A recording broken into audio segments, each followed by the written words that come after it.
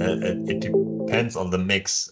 You can easily use like 10 or 20%, as long as still another good materials like peat, which will buffer it a bit.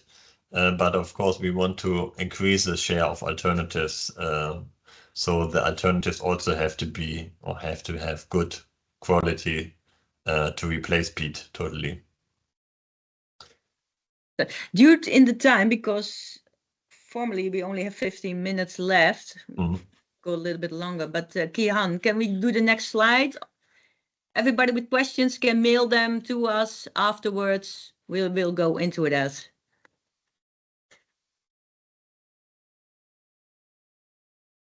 Can everybody see next slide? No. 29. Yes?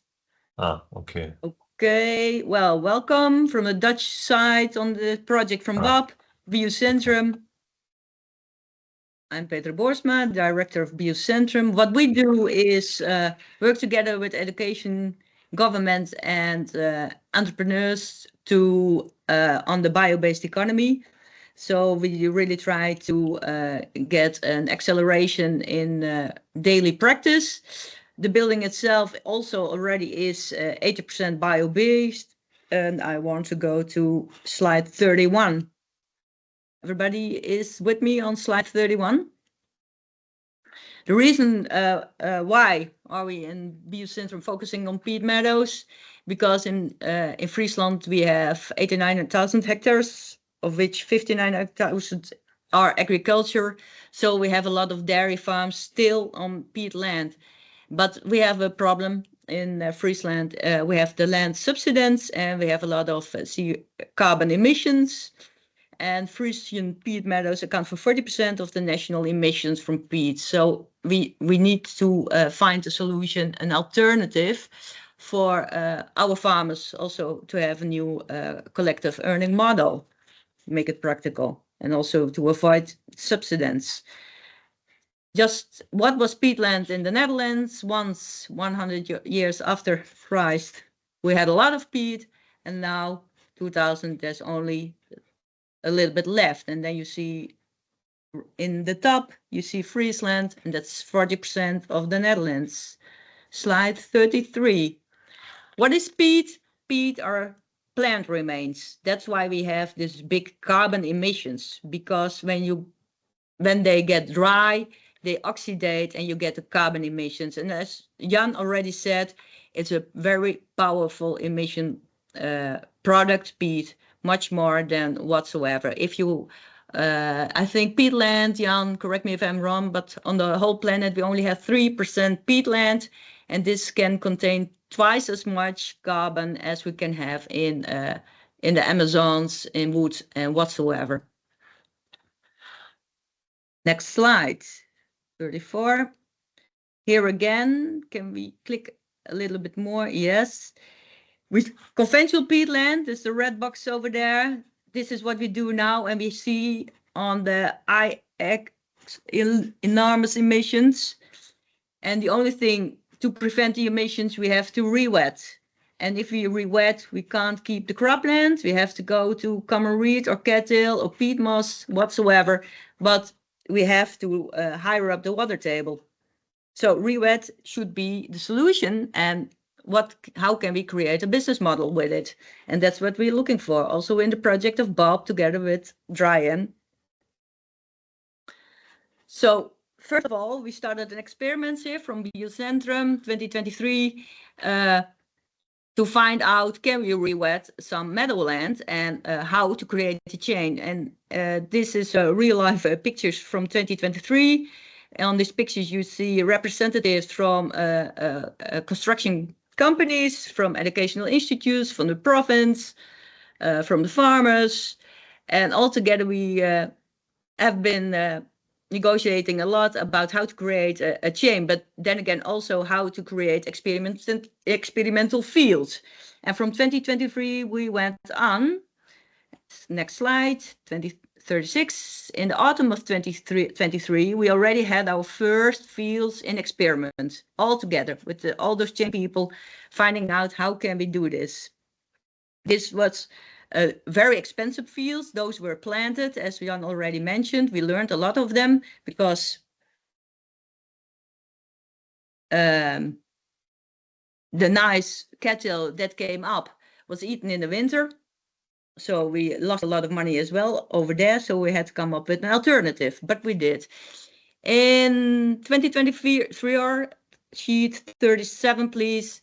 We expanded our fields to 8 acres, rewetting in different kind of fields, because for the experiment we want to find out what works best with paludiculture, and also with sowing, planting, harvesting, all those management together. We are experimenting in those fields. Then next slide, 38, please. Then the winter 2024, this winter 25, we had our first harvest because the goose didn't eat it again. And you can see a lot of fun, but also a lot of effort. So still, it's not a business model. If somebody is asking for that, we go to 39. But our harvest could be used. Here we see our plants still in experiment, but we dried our fibers and then we made them smaller. And for this year already, we learned a lot of all those things and make it much more better. Next slide. And then you see the fibers landed in products this year already. Left, you see the isolation. Second picture from Dryan is a PLA plastic. That was not our harvest, but that was a project together we are starting up with Jan. The third and the fourth panel sheets are from the harvest this year's, and the panel sheets, the third one you see, is a 100% bio-based outdoor sheet already. So this far we got. Then sheet 41, we also contributed with our harvest to Bouwwerk in Friesland, also a project from the province and BBoBB, I believe. And then we go to sheet 42. We also look at the ecosystem services. And when it comes to business models, we tend to get lost of the ecosystem services. We are not, in my belief, in my opinion, have attention for those services enough. Because what we can do with rewetting is lock your carbon in the soil. You lock your carbon in a building project. You get much more fewer nitrogen emissions because you have fewer cows. You can filter your water system. Peat meadows can be used as water buffers for the future, and we need those sweet waters. It's counter pressure against salinization for other agri farmers, and the biodiversity. All those things together now are at stake, and we make already a lot of costs on these subjects, but we don't see them. They are a little bit the hidden costs, but we can help to remove those costs if we, for example, rewet the peatlands.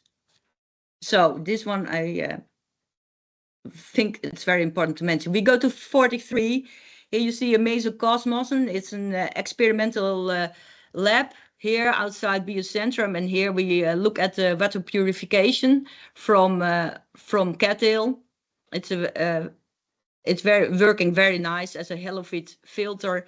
So also for purification for the water, it's very important. Those plants, it's a very important ecosystem. Then we go to 44. Then what we do in collaboration and exchange of knowledge with Dryan. Of course, our panel sheets you could see in the presentation of Jan. He has his climate rooms, his tiny houses, and all his test experiments. Our sheets also go there for the test to the Hogeschool and Dryan. Then we together look at how you can manage paludiculture.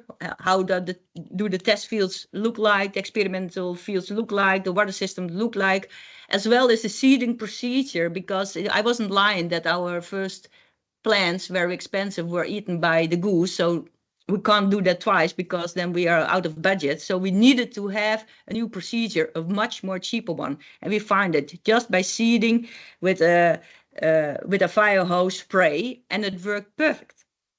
And this is also a big step in making it a better earning model. Well, then again, the harvesting systems, I'm looking forward to see the new machine from Dryen. We also going to test some new machines in our sites this year to make it easier. And of course, the ecosystems, nature-based solution, we can't forget them, because in the end of the day, only rewetting should be enough. But then again, we have to go head-to-head with a package of milk. Then I would go to slide 45. Here you can see what we did in the seeding procedure. Here we have the fire hose and just spraying all in our swimming pools, rewetted meadows, our seeds, and it worked very nice. I can see in the next slide you will show the crops. Then we go to 46. Here our interregional field meetings in Germany. We went to Germany. And then 47, Germany came to the Netherlands. Here we have the blocks again from peatlands and also the other blocks. And then we go to 48, and now look at this. This is our crops nowadays in the Netherlands, and we have to harvest in November or December. And we expect a lot of fibers this year. And this is only in 3 years, but it's also because we interact this nice with Dryen. We we can exchange very quickly and work together on this one. And also we can rely on our chain. We know we have the construction builders, we know we have the ecologists, we know we have our test equipment, we know we can improve. And if you have questions, we know how to find each other. So then we go to 49. Thank you. And then the last proposition from us is, do you think that with Paludiculture we can organize a good business model for farmers? I think it's not a question, but then again.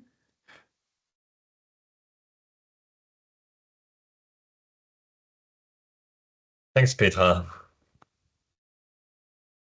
Yeah, I think we still can learn a lot, and it's also something we discussed here, that we should have kind of guidelines how to set up such sites, because there's a lot of learning we had in the last years, and a lot of money also money and nerves you can save if you can avoid this mistakes. Yes.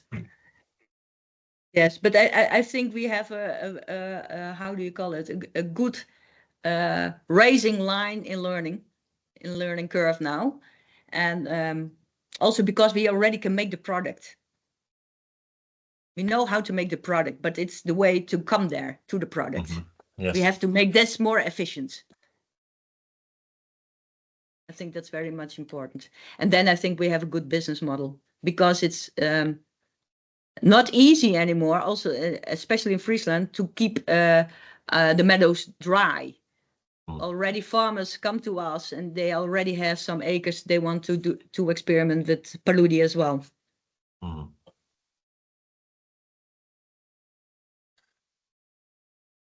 Yeah, we maybe to the business model, next to getting the same subsidies as farmers, I also see that the carbon saving must be either rewarded, or the emissions must be somehow taxed, Yes. as we see have in other markets.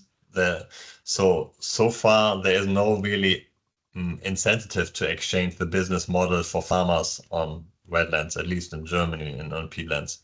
Why should they do something in this direction if they are not, either no, they're not. No, they don't get any money out of it. There's no real motivation for it, incentive up till now. But in the end of the day, it will come, and I believe Denmark already is doing some things. Yeah, they have a tax on fence, or in general they have a tax in agriculture, but that's something it's still a little bit away in Germany, I guess. So I guess to make it easier, or to get the farmers to do it, it's easier to give them money instead of taxing them for polluting.